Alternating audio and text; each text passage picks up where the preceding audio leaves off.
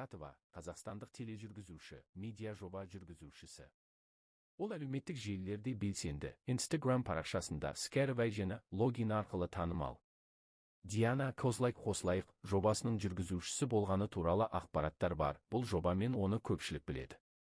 Ол жастар ұйымдастарымен әлеуметтік, мәдени процестерге қатысады деп қаралады. Мысалы, 2020 жылы ол Нұр Отан партиясының праймеризіне қатысуға ниет білдіргені туралы ақпараттар шыққан. Кейбір ақпараттарда ол көрермендерге қатысты ашық пікірлер айтып, қоғамдағы кей мәселелерге көзқарас білдіреді. Бұл оның медиа тұлға ретінде қолданыстағы имиджінің бөлігі. Негізгі мамандығы. Бір дерек бойынша Диана Скатова телевизиялық журналистика бағыты бойынша Әл-Фараби атындағы Қазақ ұлттық университетін бітірген. Ол тележүргізуші ретінде қызмет етеді. Бұл оның кәсіби ісімен тура байланысты мамандық. Сонымен бірге журналистика мамандығы бойынша білім алғаны туралы түрлі сайттарда жазылған. Диана Скатова Әл-Фараби атындағы Қазақ ұлттық университетінде журналистика мамандығы бойынша білім алған деген мәлімет кездеседі. Ол Первый канал Евразия арнасында тележүргізуші ретінде жұмыс істеген. Кейбір сайттарда ол режиссерлік бағдарлама мамандығы, кино және телевидение режиссерлігі бойынша да қосымша білім алуы мүмкін екені айтылады. Ол үш тілде, қазақ, орыс, ағылшын тілдерінде сөйлейді деген ақпарат бар. Ол әлеуметтік желілерде белсенді, пікірлері мен сөздері кейде талқыланып, кейде сынға ұшырайды. Қосылайық жобасын қашан бастап жүргізді? Жобаның ресми YouTube парақшасында Қосылайық жобасының туған күні. Бағдарламаны біздің жұлдыз жүргізушіміз Диана Скатова тізгіндейді деген жазба бар. Бірақ сол жазбада жоба қашан басталғаны туралы нақты күн көрсетілмей. Кейбір бақ тәуелсіз сайттарда Диана Скатованы 1,5 жылдан бері көрерменнің көз алдында деген тіркес кездеседі. Бұл 1,5 жыл мерзімі нақты Қосылайық жобасының жүргізілуіне қатысты ма, әлде жалпы теледидарлық қызметіне қатысты ма, айқын емес.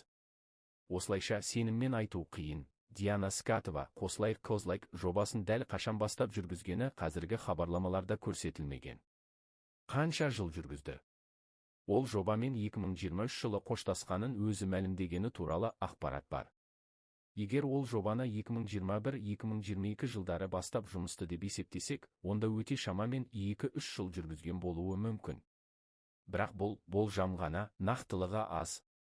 Көрермен көңілінен шықты ма? Журналистикалық пікірлер мен бақтан алынған сәттерге қарағанда, Диана Скатова мен Қосылайық жобасы қоғамда дау тудырған кейбір пікірлер мен талқылаулармен қатысып қалған. Мысалы, Диана бір сұхбатында қазақтар армандай алмайтын халық. Шүкір деп қана қанағаттап қалуымыз бізді құлатады деген сияқты пікірлер айтқан.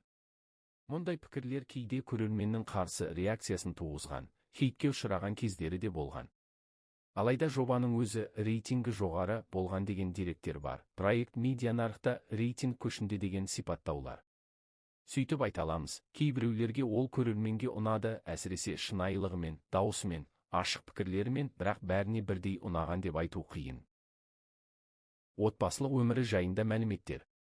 Бір сүйіктісі. Диана Скатованың сүйіктісі, музыкант Сұлтан Нұрбеков, Қосылайық жобасында өнер көрсеткен топтың солисі. Желіде адамдар Сұлтанның бұрын үйленген, баласы бар деген қауесеттер таратқан, бірақ Диана бұл ақпаратты жоққа шығарды. Үйленбеген, баласы жоқ деген сөз айтқан. 2. Тұрмысқа шығу туралы жоспарлар. Диана қалыңдық атанатынын, яғни тұрмысқа шығатынын айтқан. Тәтті шайымыз ойдағыдай өтті. Жаңа жас, жаңа статус деп жазғаны жеке өміріндегі бір маңызды кезеңнің басталуын білдіреді. 3. Баласы жоқ екені. Диана өзі мәлімдегендей, өзі де Сұлтан да ешқашан тұрмысқа шықпаған және балалары жоқ.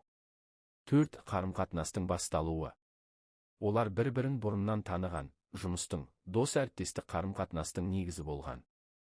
Бірақ романтикалық қатынас кейін басталған, сезімдер бірден туындаған жоқ, кейін қарым-қатынас дамыған.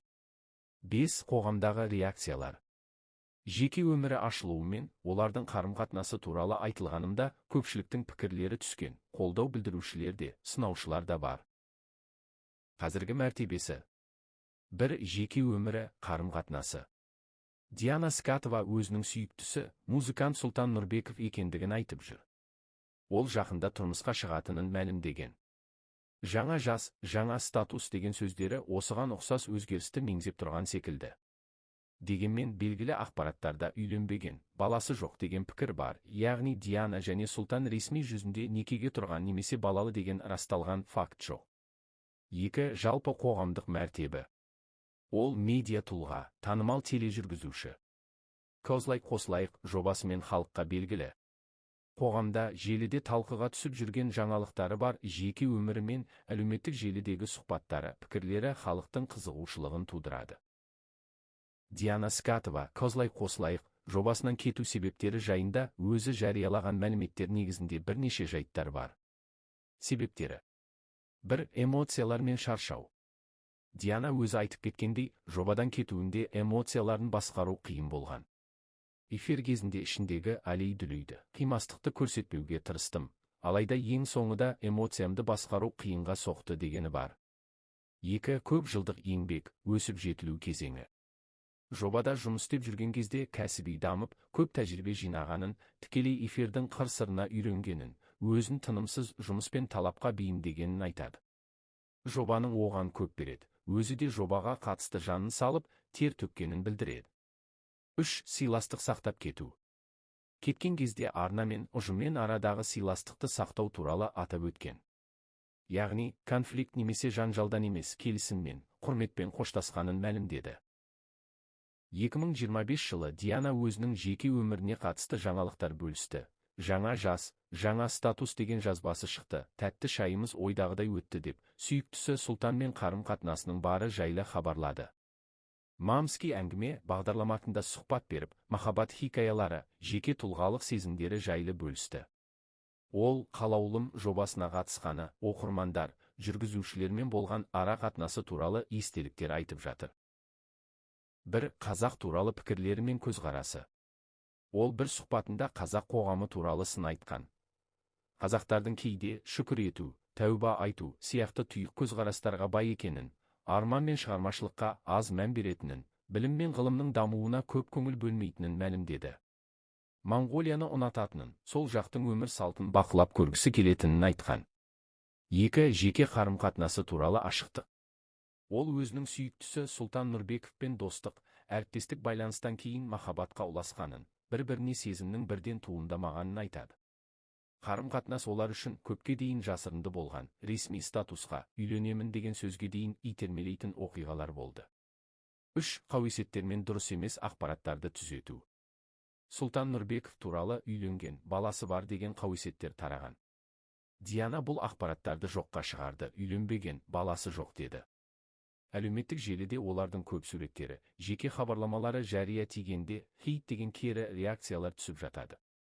4. Қалаулым жобасына қалай келгені және қалай жұмыс істегені туралы. Диана Қалаулым жобасына басында редактор болып жұмысқа шақырылған, сол кезде жүргізушісі басқа адам болған. Кейін сол жүргізуші декретке кеткен соң кастинг өткізіліп, Диана жүргізуші болып ұсыныс алған. Жобадағы тікелей эфирдің, күнделікті жұмыстардың ауырлығы туралы, кейде шаршау сезінетіндігін де айтқан. 5. Жеке мәртебесі мен қоғамдағы қабылдануы. Диана сүйіктісімен бірге жеке өмір баяндамаларын, суреттерін жариялай бастағанда, ол бұл қадамның үлкен резонанс тудырғанын, аудиторияның көп бөлігінің оң пікірін білдіргендігін, бірақ кейбірінің сынына да ұшырағанын мойындады. Қосылайық Козлайк жобасынан кеткен сәтте, көрермендер оның орны толмас тұлға екенін айтып, бағдарламаны көрмейтіндерін айтқандар болған. Яғни, оның әсері зор болған.